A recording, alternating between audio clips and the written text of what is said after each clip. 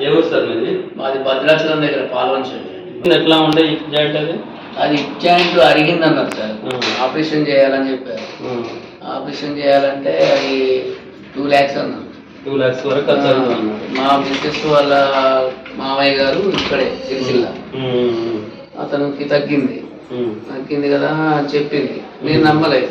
ఇప్పుడు అరిగిపోయిన దానికి మనం ఎట్లా దానికి చేస్తారు, పట్టి వేస్తే ఎట్లా వస్తుంది అన్న ఉద్దేశంతో నేను ఉన్నా.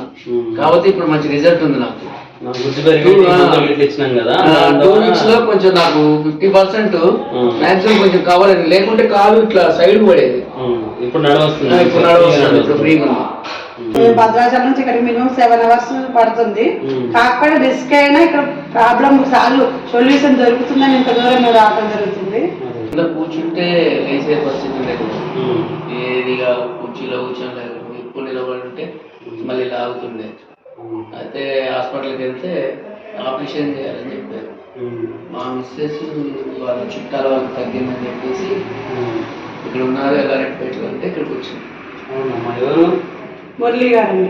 మా మామయ్య కూడా అంత సేమ్ ఆపరేషన్ చేయాలంటే ఆపరేషన్ వద్దని మీ దగ్గర ఈ పట్టీలు యూజ్ చేశారు.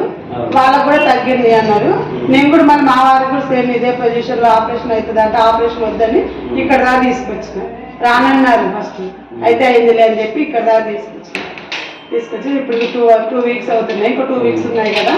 ఇప్పుడు 50% రిజల్ట్ ఓకే. ఇంకా 50% రిజల్ట్ ఈ 2 weeks లో చూడాలి.